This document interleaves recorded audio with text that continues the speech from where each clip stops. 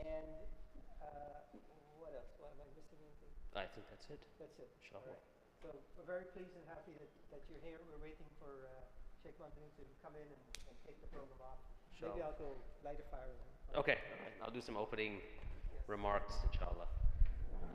So, where's our technology person who gave me this and took off? Anyways, this isn't like an actual mic for the room, right? I don't think it is. I'm supposed to project my voice. It's just for the camera, I think. All right. Bismillah ar-Rahman ar-Rahim. Alhamdulillahi Rabbil Alameen. Wassalatu wassalam ala ashraf al-anbiya'i wal mursaleen nabiyina Muhammad wa ala alihi wa ashabi ajma'in amma ba'd. So welcome to this khutbah workshop, training, whatever you want to call it. I'm just going to have a few introductory remarks, and I'm going to hand it over to Sheikh Mamdouh to give us a little bit of an intro. In terms of what we're going to be looking at today, just so I'm kind of managing expectations, as they say in the corporate world. You know, we're going to start off, I'm going to try to cover 6 areas. First one, we'll start off with Sheikh Mamdouh, which will be kind of the need for good khutbahs. We'll move on to then the objectives of what we're going to cover today, right? And you'll notice the objectives are not positively stated, they're negatively stated, what we will not cover. Okay. Then we'll move on to what I'm going to call what makes a khutbah boring. Because one of the things I really want to do is not to have this session to be me talking at you, but talking with you. Because all of you, I'm assuming, have either given khutbahs or have sat through khutbahs. So you have lots of experience to give us, to tell us what is a good khutbah and what is not a good khutbah, in your opinion as well. All right, then 3 more points, we'll go from there. How do you prepare a khutbah, an empowering khutbah? How do you write the khutbah, and how do you deliver the khutbah? So already you'll see that there's certain things that are missing, but we'll get there when we go to session number 2. So with that said, I'm going to ask Sheikh Mamdouh if you could come up and join us, and you can take them. It's for the camera. السلام عليكم ورحمة الله. الحمد لله والصلاة والسلام على رسول الله وعلى آله وصحبه ومن والاه وبعد. So to get right to the point, why do we need a good khutbah? Why do we need a good khutbah? Let's start to explain what is a good khutbah. Before you ask yourself why, you have to ask what is it? What is a good khutbah? Once you know a good khutbah, then you will know why you need it right away. So the definition, good khutbah and effective khutbah, the speech. Allah Azza wa Jal told us why the Prophet whom Allah sends gives the message, or why he speaks the tongue of his people. لِيُبَيِّنَ لَهُمْ.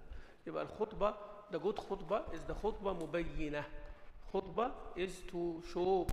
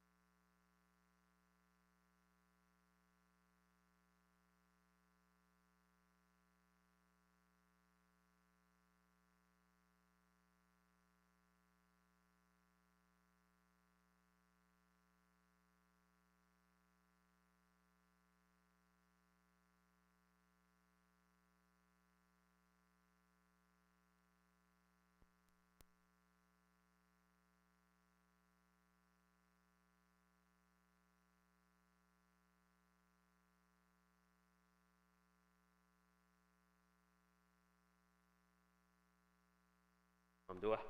I think that kind of captured exactly where I wanted to go with the need for good khutbahs. Short, sweet, and to the point. Alhamdulillah. The sound is coming through? Dr. Mamdouh? Okay. So, let's start with objectives. And you'll notice here, well, that's not what I'm going to do. What we will not be covering. So one of the things is, this particular session ends when? Who knows? Isha. Actually, just before Isha, right? So that gives us a whopping less than an hour, okay? So what that means is, I cannot possibly cover everything that we need to cover in order to go, or in order to understand the Jummah khutbah, right? So what we're not going to cover, I'm not going to get into the fiqh of Jummah. That's a separate class for a separate day, right? And in fact, I think we may have recorded that here at Masjid Salam, so maybe we can send that out as well. Logistics of the mimbar, how to navigate the mimbar, what happens if someone speaks in the middle, if there's an emergency, etc., etc., etc. Not be covering that. The sunnah and etiquettes of Jummah. How should you dress? You know, what should you wear? How do you approach people, etc.? Again, not going to be covering that, okay? The spirituality of the khatib. How do you deal with ar-riya? How do you deal with sum'ah? How do you deal when people say, that's a great khutbah, and it affects you spiritually? How do you deal with that? Because that's a major issue. You will face it as a khatib, but that's not what we're going to be talking about, okay? Practice speeches. Again, because of the limited time, what I would love to do is basically give you content, give you material, and have you come up with your own short speeches, and then we run through it and we critique it as a group.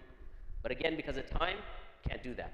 And much more. Topic selection, again, I'm going to assume that's another topic for another day. So if these are the things we're not covering, what am I covering? Right? That's the question. 3 things is what I'm going to go through. Number 1, how do you prepare a khutbah? Okay?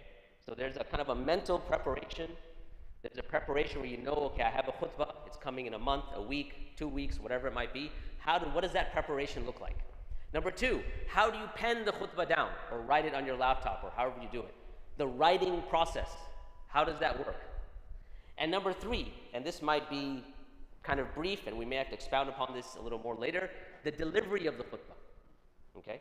This is in the sense that once you're on the mimbar, how do you engage the audience? What are some tools you can use to make people engage, to have people engage, and so on. So this is kind of our roadmap for this session, bi'idhnillah ta'ala. Okay. So let us start in earnest. What makes a khutbah boring? And that's why it's not a rhetorical question. So someone help me out. How many people have been to khutbahs before? Alhamdulillah. All right. What makes a khutbah boring? Yes, Muhammad. Not relevant. Okay. So I'm going to start writing this down. Number 1, not, and don't laugh at my chicken scratch.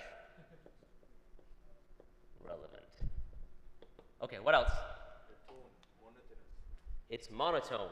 Okay, it gets boring because it's monotone. Okay, what else? Yeah. No eye contact. Okay, good. All right. What else do we have? Wait. Let's see hands. I like to manage like a classroom type deal. If everyone speaks, I'm going to be in trouble. So let me go way. I'm going to jump over you. I'll get to you in a second. Way back there. Repetitive. Okay, what do you mean by repetitive? Like they make a point, and instead of elaborating on different aspects of it, they keep repeating the point. Okay, repetitive. All right. Yes.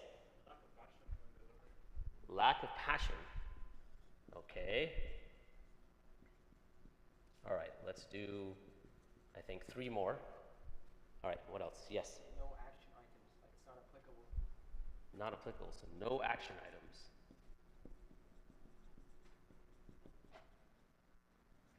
Okay, do 2 more. Let's see. Yeah. They're just reading off of notes. Reading off of notes.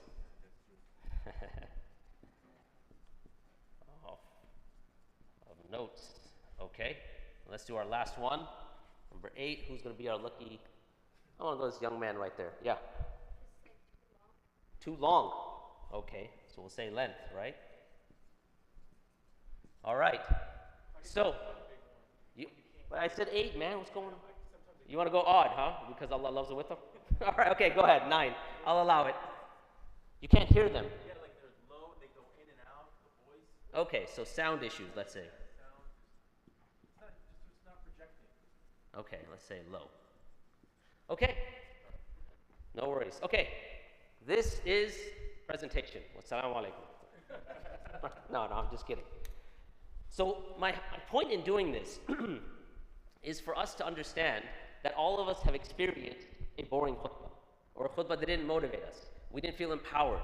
Maybe we even left the khutbah feeling downtrodden, like the khatib came in and told us, y'all suck, right? You're terrible. And you left like, man, that basically defines the rest of your week.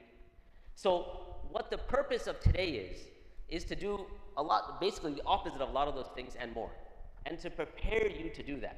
Now, some of you may be really great at speaking. You're very natural at this. Some of you may not, okay? Those are things we have to work on. But what I want to do is, I want to start with, like I said, the preparation, the writing, and the actual delivery. And what you'll find is if you have a good preparation and you've got good writing, even if your delivery is not 100%, right? Not everyone comes out the door like an amazing speaker. That will take you a long way. Because the thing with delivery is that you need practice. It's not something that you just, all of a sudden, you jump on the minbar and all of a sudden you're an amazing speaker, right? That takes practice. So the first two, in terms of preparation and writing. Let's start with preparation. So here's a question. Well, let me start with this. So, for those of you who took the Culture Wars course, I call this the curious case of the gay sheep. Now you're thinking, wait a minute, what does this have to do with the khutbah? So there's a researcher by the name of Charles Roselli. He's part of the Oregon Health and Science University. He's doing some experiments on sheep. And he has a statement that says that the research he's done strongly suggests that sexual preference is biologically determined in animals and possibly in humans. Now, this is interesting research, because now this whole concept of a gay gene might be a reality.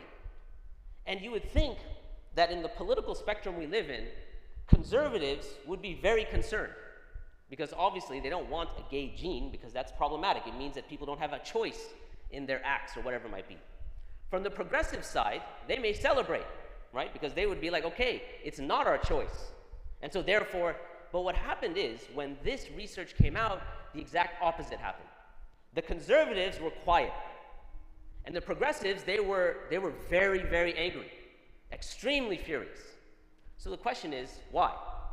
So we'll come back to this in a bit, and you'll see why I'm kind of mentioning this. All right. When should you start the preparation of your khutbah? Again, it's not just me talking at you guys. I want some opinions. So, a year before the khutbah? How many people think that's a possibility? You can start a year before the khutbah. Okay. For some people, it is. Maybe for Sheikh Hamdua and a few other people. Okay. How many people say a month? All right. 1, 2, 3, 4, 5, 6, 7. All right. Many of you. Okay. A week? Okay, most of you are saying about a week. How about a day? Allahu Akbar. Really? Okay. Here's my opinion on it. Again, this is not written in stone. This is just experience. And one thing that I neglected to mention, you know, as I'm doing this workshop, whatever it might be, I don't want you to come and think that I know more than you, okay? Because, and the way I look at this is because some of you have a lot more experience than I do, hands down. But what I like is the fact that just in this room, if we took a survey of how much experience there are, how much collective experience there is, I would say there's about 100 years of collective experience just in this room, or more. All right? Sheikh Mamdouh, how many years have you been giving khutbahs? 35 years, all right? I can clock in about 20. Just between me and Sheikh Mamdouh, that's 55 years. So imagine the collective amount of information that's just sitting in this room, right?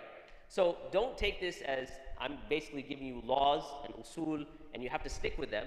Again, this should be a collaboration. So I want to learn from you as much as I hope that you can take whatever my limited experience I can share. So that being said, from my perspective, you should start the preparation of the khutbah right now. What does that mean?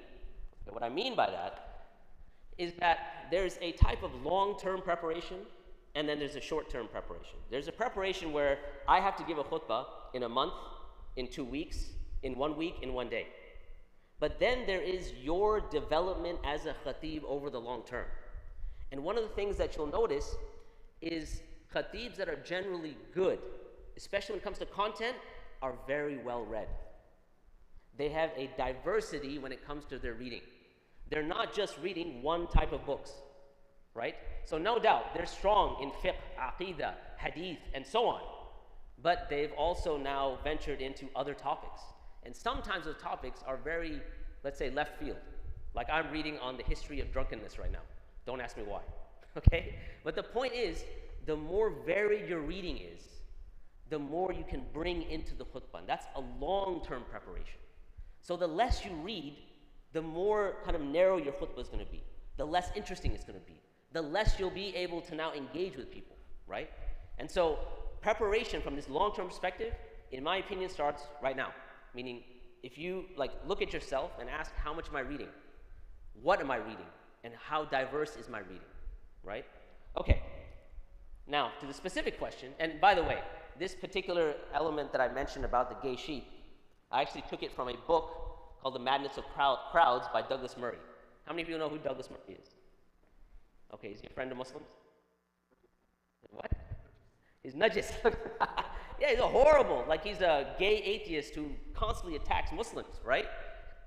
But you notice I'm still reading his book, right? And I'm not recommending that you go off and read all the, Zindiq's books and stuff like that, but I'm saying, in terms of diversity of reading, whatever he is, he's actually a very good author, right? He's able to present his ideas in a way that's clear. So this particular example, I took from this book, because I was like, okay, let me read across the spectrum, all right? Now, by the way, this isn't answering the question. I'm just kind of letting you know this is making a different point. We'll come back to the gay sheep, I promise, all right? Okay, so coming back to the timeline, however, when should you prepare a khutbah, or how early should you start? Again, in my limited experience, I would probably say if you have a month before the khutbah, okay, 2 weeks is where generally I like to, that's my kind of comfort zone, right? And, I know for those of you who organize khutbahs, generally I don't like being put on the spot for the khutbahs, but I'll do it, alhamdulillah. But for me, I like a good 2 weeks to now think about what I want to speak about, see what's relevant, see what's going on in the community, what the community needs, have discussions with people, read across the board, and 2 weeks for me is a good kind of time for mental preparation. Now, does mental preparation mean that I'm going to be sitting behind a desk and writing it out? No. It means I'm going to be, driving somewhere, I'm going to be thinking about this topic, I'm going to be thinking about what should I be for a while.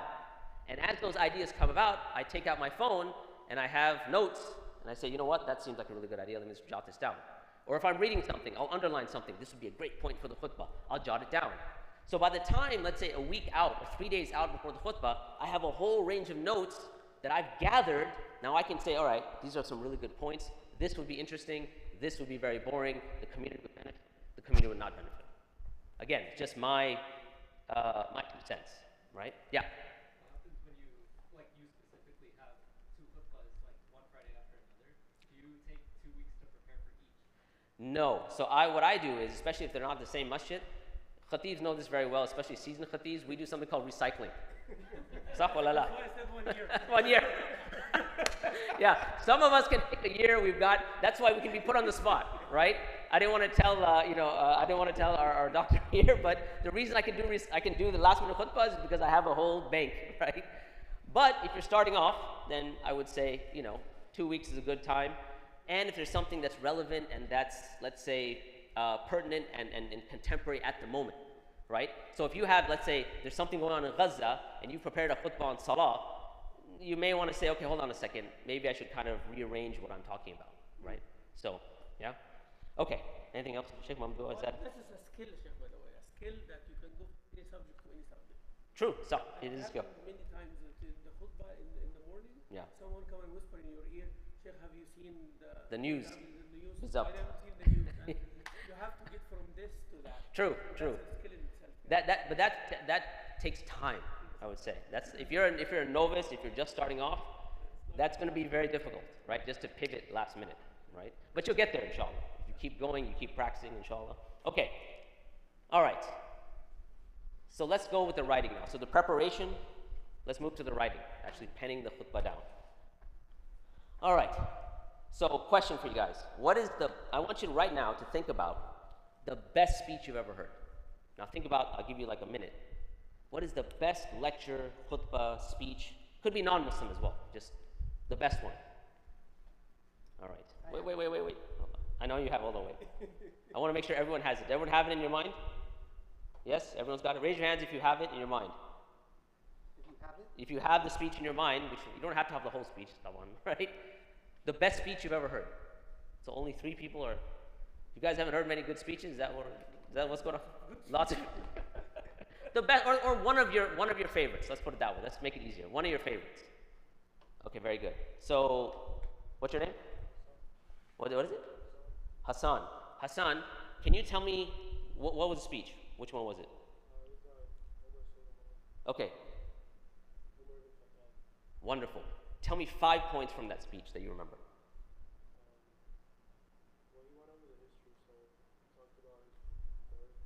Okay. Well, what's his birth? Okay. So what about his upbringing?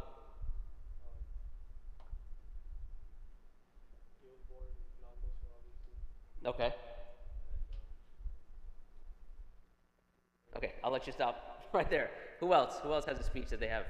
Yes, 5 points, quickly. Okay. Okay, the 5 points. Okay. Okay.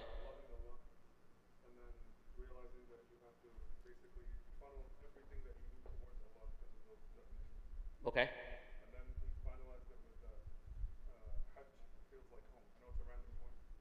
Okay. Got it. All right, 5th point? Don't remember. Okay. We'll do one more. Yes. I have a dream. Martin Luther King. All right, 5 points from that you remember. It was a speech about building hope in a time of despair. Okay. It was a speech about seeing the future. Okay, seeing the future. Seeing the future. I don't know if I'm going to get the 5. All right, let's do one more. All right, who else remembers a great speech? All right, fuck you. That's cheating, man. You didn't hear it directly. That's true, right? You have to give me a different one that you heard recently that someone delivered. That's cheating, especially if you memorized it. Okay, 5 points, and he's sitting right here, by the way. I don't know if that's a great choice. Usually covers the whole family, and it suits the different ages. But specifically the speech that he gave. Okay, so he covered the. What did he say about the whole family? The rights of each one, the father, the mother, the children, the spouse. It was Okay. very inspiring to change to better. It has an action items for. So wait. 5 points. I'm saying what benefits. So inspiring. That's the aura of the khutbah. I'm saying 5 points that you took home. You said these are 5 points I remember. Okay.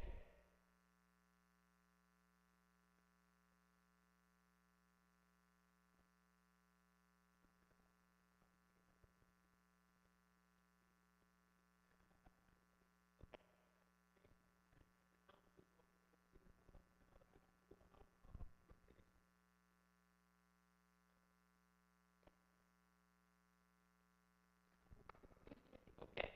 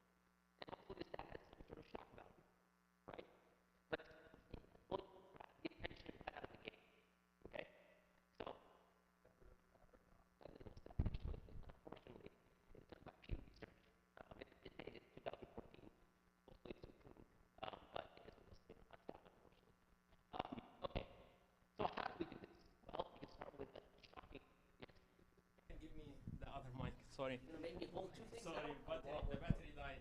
Oh man. Okay. Sorry about that. That's all right. That's all right. Jazakallah khair. Can you speak now? Yes. Yes. I'm speaking to the whole masjid now. Sorry about that. That's all right. Okay. We're good? Okay.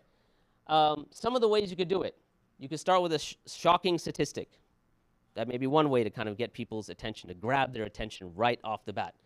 An arresting anecdote, a narrative, a story of some sort that you can now grab their attention. An intriguing question. Or, and this is why I have a question mark here, the topic of the khutbah.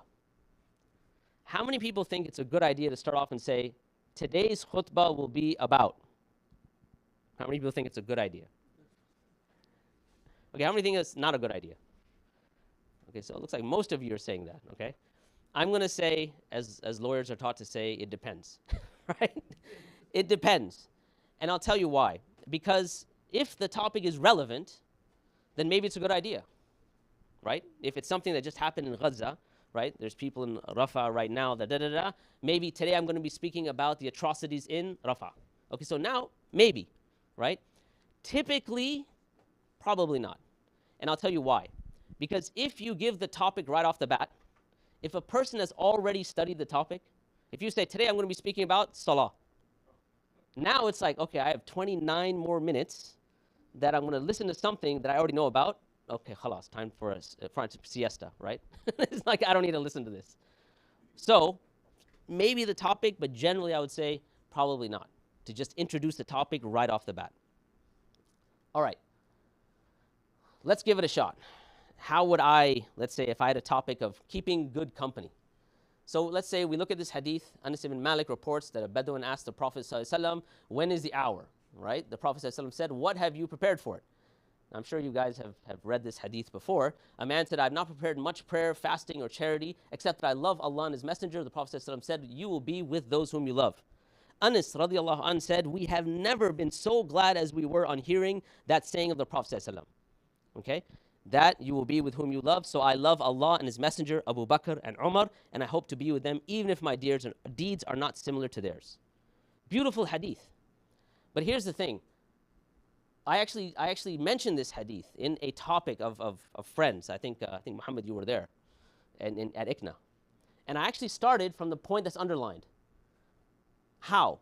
So I said, I want you to now think about what would be something that brings immense joy. In other words, that they had never been that, amongst the Sahaba, that they would never be that happy. That they were extremely elated. That they would be like, they would never had that much joy, that would be their statement. Would it be after the Battle of Badr? Would it be Fath al-Mecca? What would it be? Can you imagine what that statement is? And then I just kept going. I didn't mention the rest of the hadith until later, right? So why did I do that though? One, as we're going to see, this creates something known as a loop. And a loop, as we're going to see, is something that basically allows you to open a certain question in a person's mind, like those gay sheep that all you're thinking about, that you want the closure for, right? Okay? All right. So that's kind of capturing their interest. Now let's move on to attention, or interest, rather, my opinion. So, I don't know how many people have ever had this statement said to them, but I was talking to a friend of mine, Imam Anwar, out of Memphis, and he said, yeah, somebody walked up to me, and he goes, man, Sheikh, I loved your khutbah. I was awake for the entire khutbah, right? So I said, man, that's sad if that's the main thing that was really driving him, right? But the point is that, okay, let's say you've got a great attention grabber. Now the point is you want to keep the attention through the duration of the khutbah, right? You can grab the attention, and if you lose it, the khutbah then it's not going to be as effective. So how do you keep the interest? All right, so I'm going to give you 3 steps. How to keep the interest, all right? And by the way, the third step, in my opinion, I think it'll take your efficacy of the khutbah from 20% and just shoot it up to 80%. Number 3, right? All right, let's start with number 1. And this is one that you may already know about. Narratives and stories. All right? Now, how many people already incorporate narratives and stories in their khutbahs? I think most of us do, to some extent. Here's the one mistake I see a lot of khatibs make. That they include the story, but they include it too late. So here's typically what happens. You have content, content, content, and then the story. So what happens is that person's kind of going through the content, and maybe they're bored, and all of a sudden there's a story, and now their interest is piqued. And I'm sitting in the khutbah thinking, had he just moved the story to the beginning, this wouldn't have happened. So sometimes it's taking your story and just making sure where you place the story. And just a small change like that when you're writing the khutbah can really change the entire dynamic of the khutbah itself, right? And I've seen this lots of times, right? I'm just in the khutbah, I'm thinking, if he just took that story, which was so interesting, and just moved it to the beginning, it would be much better as a khutbah. Okay. Let me give you a couple of points about the art of storytelling. Now, people, when they talk about stories, they think it's very straightforward. So once upon a time, there's blah, blah, blah, blah, and whatever, and anyone can tell a story, right? But there's certain techniques, and we'll go through some of them. One that I've kind of mentioned. This is called open loops.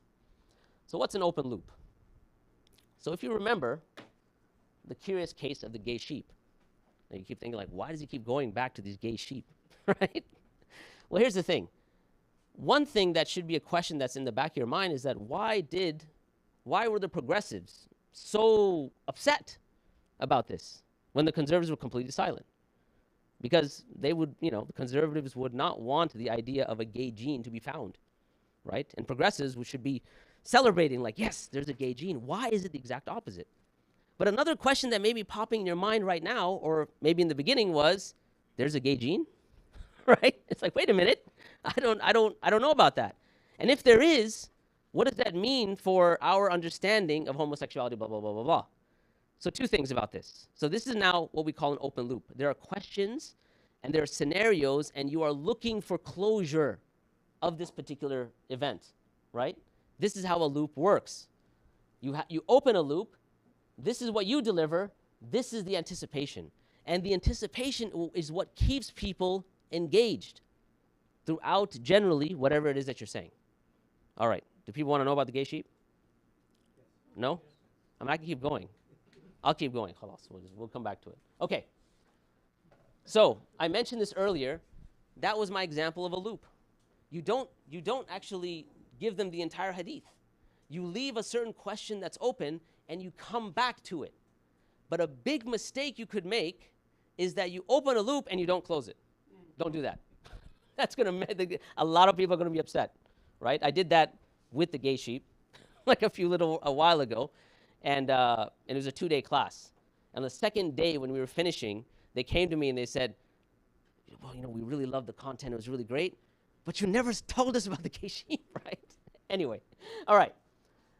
Another kind of tactic or another trick, another kind of thing that you can use in the writing process. So one was open loops, and those are things that you will write in your khutbah, right? You say open loop here, all right, closure here, okay?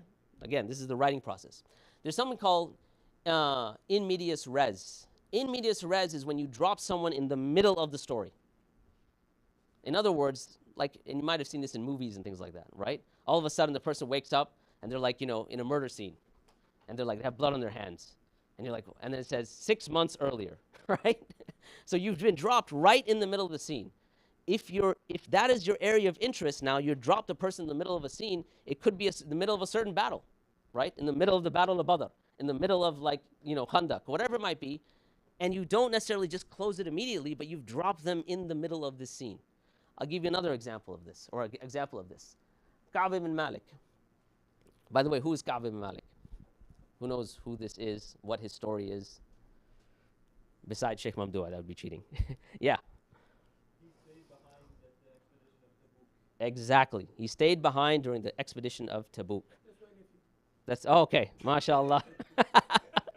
Now I know. Now I'm like, no, not you. All right. So there's in the narration that you find, he says at a certain point where he goes to the Prophet ﷺ, after having, as you guys know the narration, I think, after having stayed behind, procrastinated, he goes to the Prophet ﷺ and says, then I presented myself to him. I greeted him and he smiled, and there was a tinge of anger in that. He said to me, come forward, and I went forward.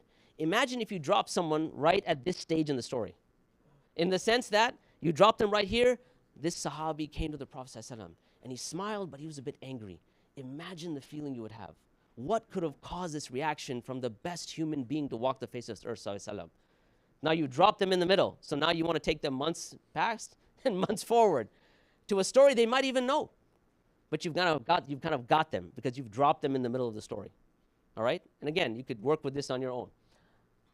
Okay, so there's more techniques. Again, because of time, I'm going to leave this link. There's actually 8 storytelling techniques. There's 6 more, and they're quite phenomenal. I make ample use of open loops, in media res, and a few others.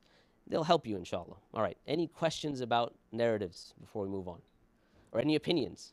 Yeah. Yeah. So this is the first one. So this is narrative stories, number 1. So any other opinions? Look, man, you could disagree. Yes, I'm worried. It's 9:30. I got you. I'm going to get to the third one, inshallah. All right. Second one, figures of rhetoric. This one I see some people use, but not a lot.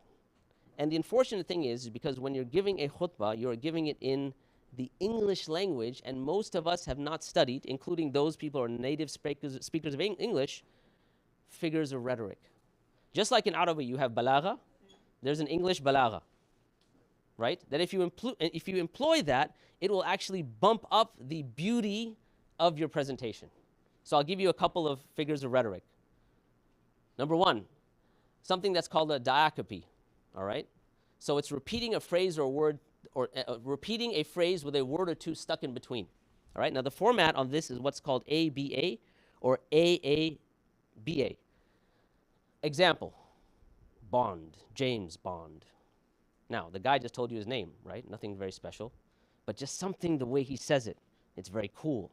He's got a lot of pizzazz to it, right? Bond, James Bond. That's on the ABA format. That's known as a diacope.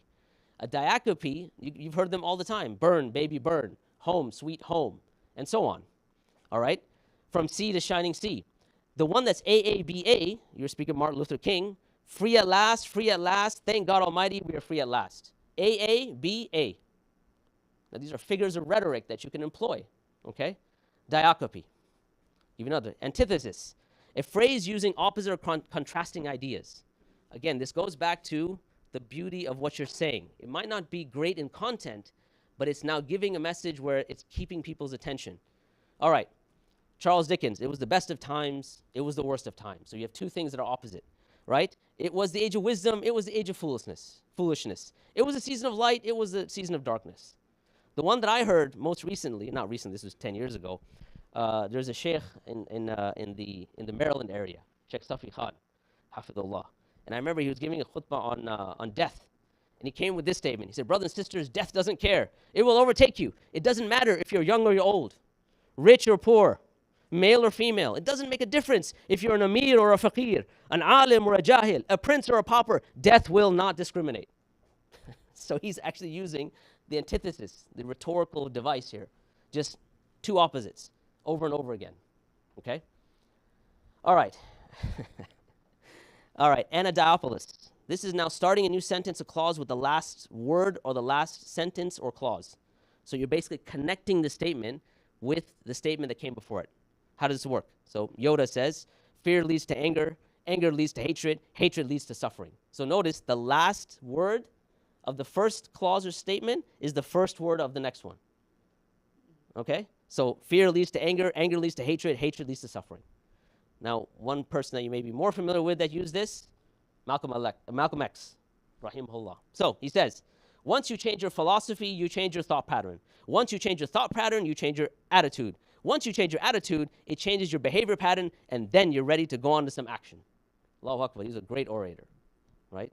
Okay, Anadiopolis. All right, book recommendation. There's a book that has all of these filled in it.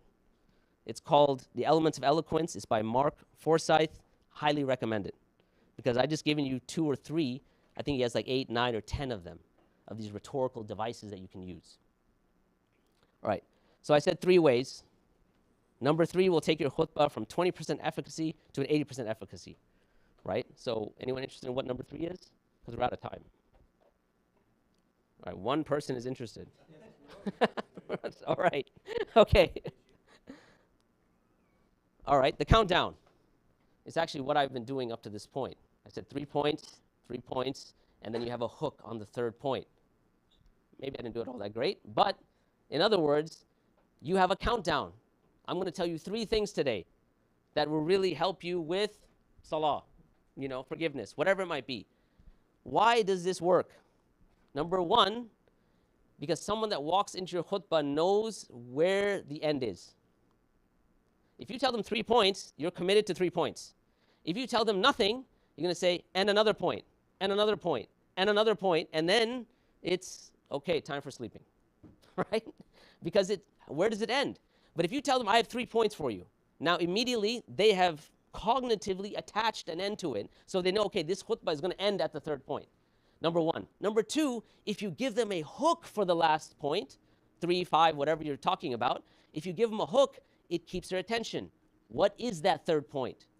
What is that thing at the end that's really going to do X, Y, and Z? And by the way, a lot of fashion magazines employ this all the time, right? 7 ways to get a 6-pack, whatever it might be, and 7 will shock you, right? Right? 7 will completely give you the 8-pack or whatever it might be. It's always the second last or the last one, and you can do this in the course of your khutbah as well. Okay. So very quickly, I want to finish this section on writing, and then a few points on delivery, because I knew this was, I wouldn't be able to cover everything. Desire. So you've got attention, you've got interest. Now, what you want to do is, in the mind of the person that you're now addressing, they want to come to a point where they desire whatever it is that you're quote unquote selling them. I don't like that language, but in other words, what is it that you're trying to get them to do? They should have a desire for it. To get them to the point and say, you know what, I like that. I want that. I want this to happen, right? So if it's Jannah, if it's avoiding the hellfire, whatever it might be. The last one, action. And this is where I think I have a few minutes. Do you have to have an action point at the end? Like say, a person must in their khutbah tell the community or tell the jama'ah to do this. Do you have to have that? Depends, right? Sometimes it is good, right? That if you're giving a khutbah, salams. So before you leave today, give salam to everyone in the masjid, whether you know them or you don't know them. But sometimes it's not about an action they're going to do. It may be a feeling they're leaving with, because you want them to feel good about their Islam and that they're Muslims and then so on. So if they're leaving with the feeling, then there's really no action. You've kind of hammered the point home already. So this is not, again, hard and fast. You may have a point of action that you want them to do something, or if the khutbah is aiming for something else, maybe you won't have an action point, like direct action point. All right? You want to keep an open loop Yeah, there you go, an open loop, right? for the rest of the week. Right, there you go. Next Friday, I'll be talking about this, right? All right. Delivery. I'll make 2 points about this, and we'll conclude. Or 3 points, very quickly. And this is not comprehensive by any means.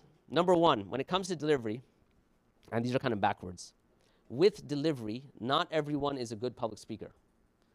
And so therefore, no matter what your level is, if you're a novice, if you've been doing this for 20, 30 years, understand that it takes practice. The more you do it, the better you get at it. The more you do it, the more confident you get. And the more you do it, by the way, the more feedback you get.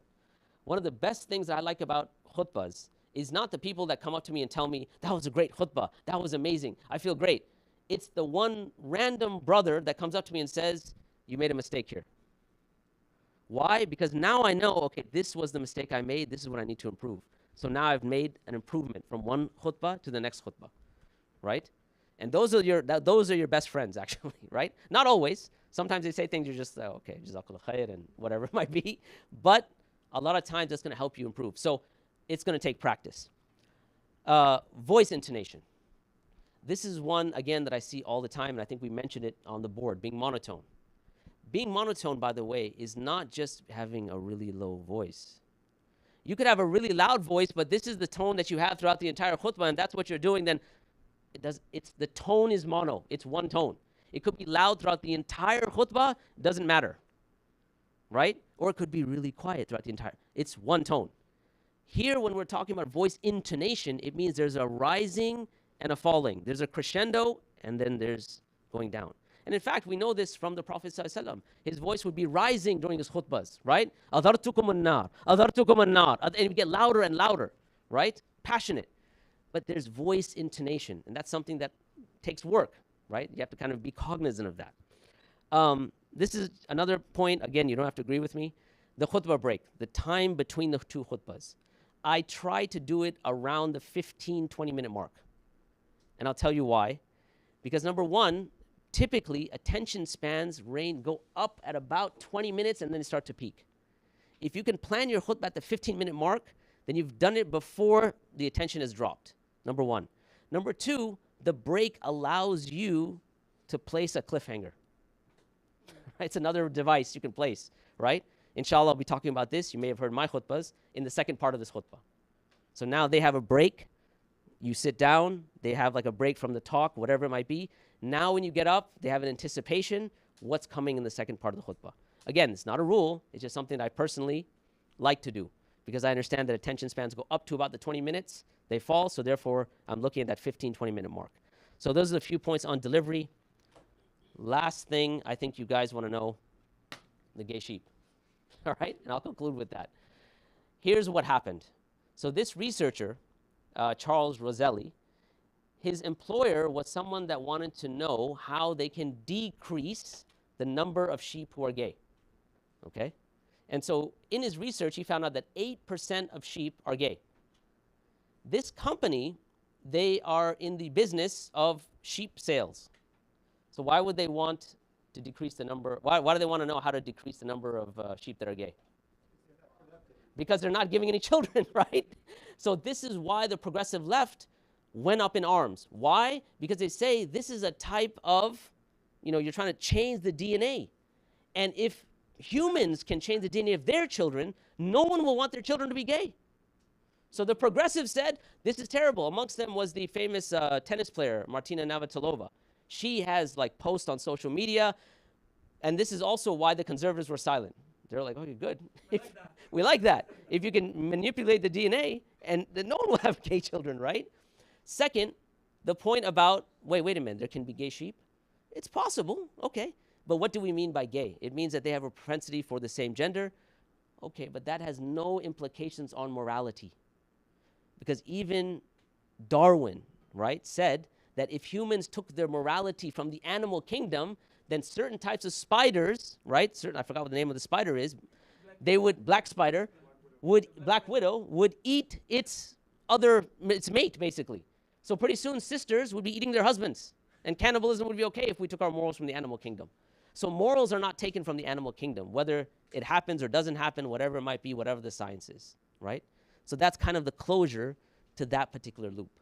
But all of that was just to give you a sample of a loop, and as it goes all the way through, and then the closure, all right? So that was pretty much everything I covered, 9:42. I think I'm right on point, pretty close. We have time for like one or two questions, or you want to just stop here? I'm going to stop. Okay, khalas. You want to make a 1-minute comment? Yes, it'd be good if we can. MashaAllah, I enjoyed this. I love it so much. Listen 1 minute, inshallah. If you can pick a khutbah and apply everything that Ustaz Fahad mentioned today, I think this will be integrated in your system. Wouldn't you say? So pick one of his khutbahs. And let's see how much he follows what he says. I'm serious. Like, pick one of his khutbah, pick one of my khutbah, and see, and please give feedback. Give us feedback. Like, say, that you're not following that. This story you said. I think that's my takeaway. Jazakumullah khair. One last thing. Sorry, I know I said last thing and the last thing, right? This was just a small sampling. What I would love to do is if we actually developed a workshop on this. Because I think khatibs can benefit not only from the little tidbits of rhetorical devices and things like that. This is not the whole thing, but also the fiqh of Jummah, the spirituality. All of that enhances your khutbah, right? This is a very almost superficial part of the khutbah, to be really honest, right? But it's needed. So if you're interested in a workshop, we have the survey. Mention that. Like, we'd like to see a workshop in the future, and inshallah, we hope to bring it. What this was not. There you go. Brilliant. All right. Jazakumullah khair, and thank you, everyone. Thank you, Sheikh Fahad. Thank you, Sheikh Mandu. Thank you all for participating. Who has not signed in? Sheikh, you got to sign in. So, you got to sign in. Everyone, please do sign in and please go back to that QR code and complete the survey, and you will find, inshallah, the presentation in that location as well. We really, really, really do need you to complete the survey, please. Jazakumullah khairan. Thank you all very much for coming. Assalamu alaikum wa rahmatullahi wa barakatuh.